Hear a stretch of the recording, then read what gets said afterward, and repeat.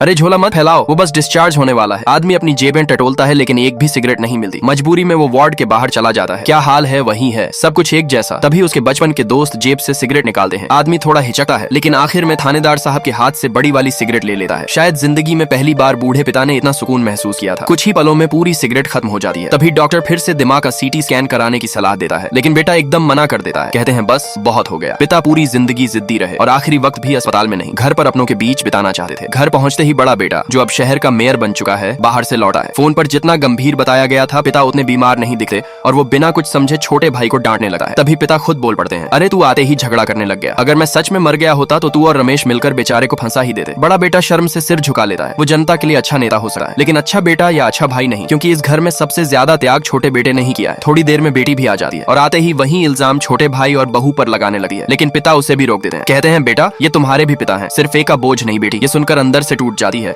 रात को सब बचपन की तरह एक ही कमरे में सोते हैं। हंसी मजाक में वक्त गुजरता है और पिता बिना किसी अफसोस के दुनिया छोड़ देते हैं। उसी रात हमेशा भ्रम में रहने वाली माँ अचानक होश में आ जाती है। कहती है वो पुराने पार्टी सदस्य थे इसलिए पहरा देने की जरूरत नहीं, और बच्चों को कमरे में भेज देती है। दिन भर थके बच्चे गहरी नींद में सो जाते हैं लेकिन अचानक बड़े बेटे की नींद खुलती है और उसे कमरे में माँ नहीं दिखती। वो घबराकर बाहर भागा है और आखिरकार वही मंजर देखता है जिसे कोई भी कभी देखना नहीं चाहता। लाइक सब्सक्राइब कर देना, भगवान आपको बहुत खुशी देगा।